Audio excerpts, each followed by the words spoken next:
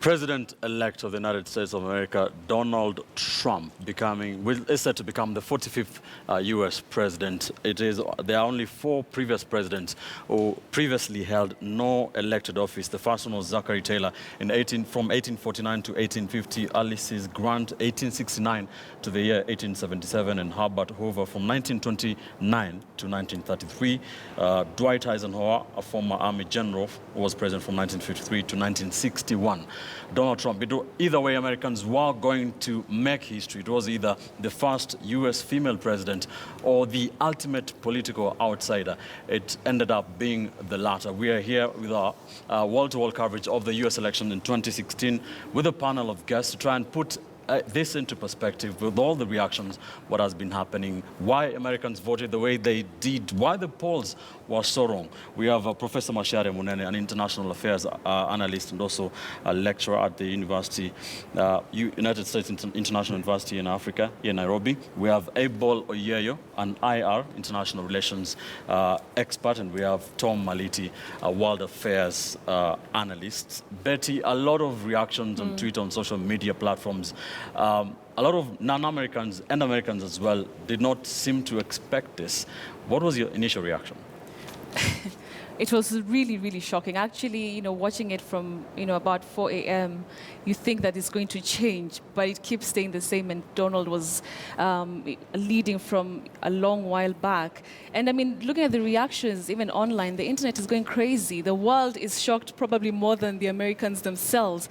I don't know, Tom, what are you thinking about their reactions? Was this expected? And, how crazy is it to have Donald Trump? How crazy is that idea to have him as president? I wouldn't say that it was expected because Hillary Clinton was leading in the polls. Yes. But there was a possibility that Trump could win. It wasn't an outside possibility. The difference between the two of them was not that wide that there was no way Trump could make the difference. What was unexpected also was the fact that Trump was leading so early on. The expectation was Hillary would lead, Trump may catch up, that sort of thing, because it was expected to be a close race, but not this kind of now it seems clear lead. And so I guess there are lots of questions to be asked as to who got what wrong in terms of leading up to these results. And Abel, what went wrong? Because, that's the question. Hillary had the most backing, if you think about it, Ben. Barack Obama, everybody was backing Hillary, and no one seemed to back Trump. What really went wrong? Well, Hillary was expected to win up until, I think, the second batch of emails were discovered in Anton Weiner's computer. And now Americans were, of course, reminded of the untrustworthy nature of Hillary. So they began questioning. That is when the race tightened up. Now, questions were raised where the emails were, revealed very late. They began accusing the FBI of doing some funny job to interfere with the election, but it was too late to counter that. That is when it tightened. So up to 3 days ago, I think it could go either way. It's not unexpected. Pundits were saying it will be closely contested if they are giving Trump a chance. But, Prof, this is a stunning victory for Donald Trump, isn't it? Yes, it is, because he's a novelty. And he won because he's a novelty. He spent very little money in running the campaign. Right from the time of the primaries, people spent a lot of money trying to get votes. He spent no money. But he had a knacky way of attracting attention. Just say something ridiculous, and then all the media will cover him. And since he was touching on raw nerves, things that people feel inside, and they dare not speak about them. So he attracted a lot of support. So every time he says something awkward, all the media covered him. And then his opponents gave him more publicity by attacking him. So he ended up spending very little money out of it. So the victory was not unexpected. It was a toss-up, and it could have gone either way. But towards the last few days, it was clear that the momentum, the movement that he talks about, was on the upward trajectory. And as of this morning by 7 o'clock, when it was clear that with 1/3 votes counted, he was ahead. If the trend continued, there was no going back. Because that's simple social science. Yes. Just get a simple representative sample, 30%. And if 30% is indicating, unless something extremely different occurs, Yes. that's likely to be the outcome. So it is not a surprise that it came that way. Because the American voters had already explained themselves as to how their thinking was. They are protesting something. Let me take you up on that, Professor. Who are these people who voted for Trump? Like you mentioned, he touched on raw nerves constantly. He was extremely controversial. People saw him as this dangerous guy. Yes. Others described him as, the next Hitler. So who are these people who voted him in? The American people. Which ones in particular? Because we have so many he different got 57 million votes. Yeah. And he defeated Hillary by about 900,000 votes. It's very close. This thing, it's very close. But you have all these rural people, the white Americans, who feel that they have been slighted. That's why Donald was talking about the forgotten people. In rural, they are not in urban areas. They are not in the major cities like Philadelphia or Houston or LA. They are in the outskirts, where the media pundits don't go. And so he learned a way of tapping into this. And by appealing to their fears that you have been forgotten, you matter, you do all these things.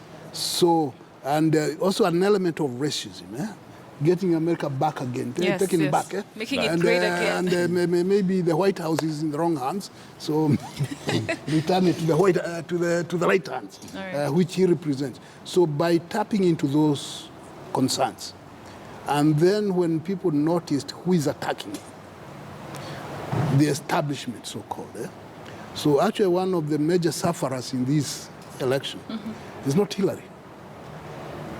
It is the Republican Party, the Republican establishment that openly came out against him, and yet the people stood with him.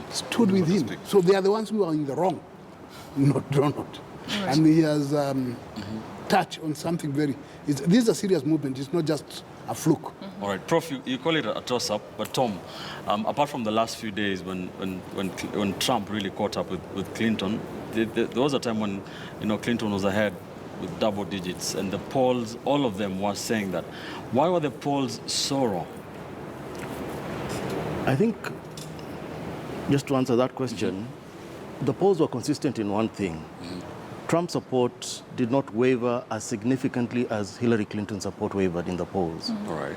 So Hillary Clinton support would go up into double digits against Trump, but Trump support would mean roughly the same, maybe a difference of 3 points or 5 points, but not that wide a change. Whereas Hillary Clinton, depending on the time in the campaign, they would sway significantly one way or the other. And I think that's important to note.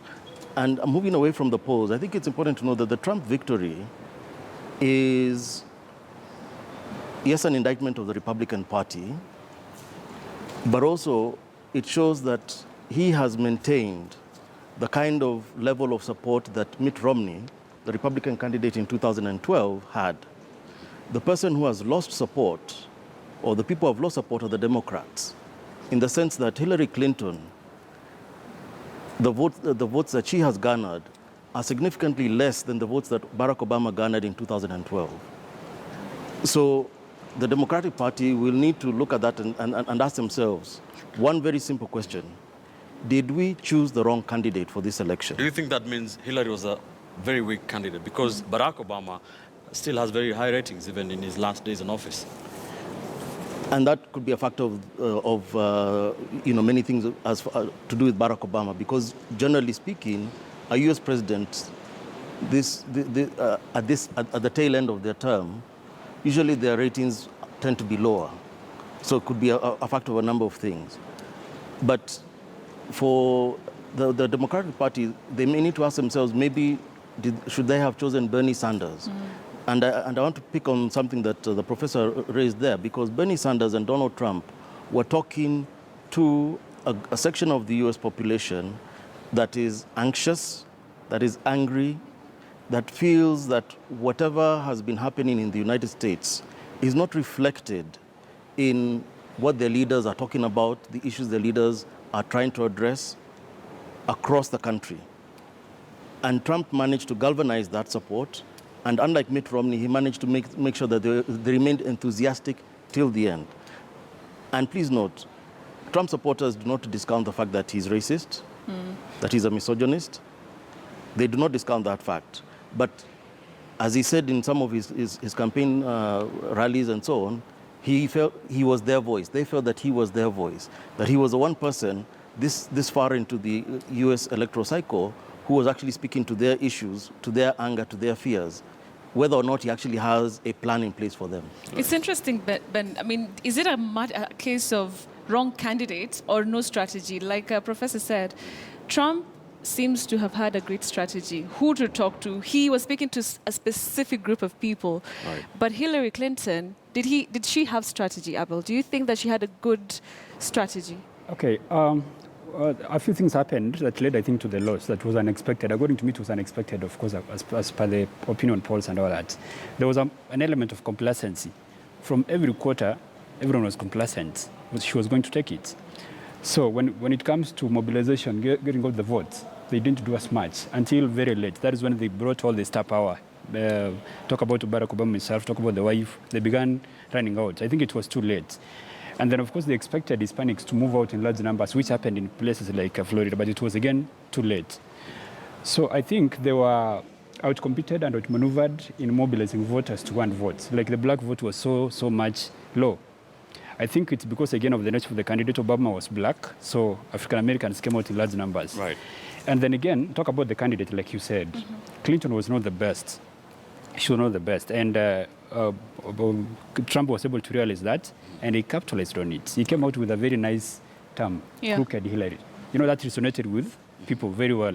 So their Democrats would not come out because they were not excited about their candidate. Right. So she's not any better. So All right. Betty raised a very important point, that one of the strategy. We'll get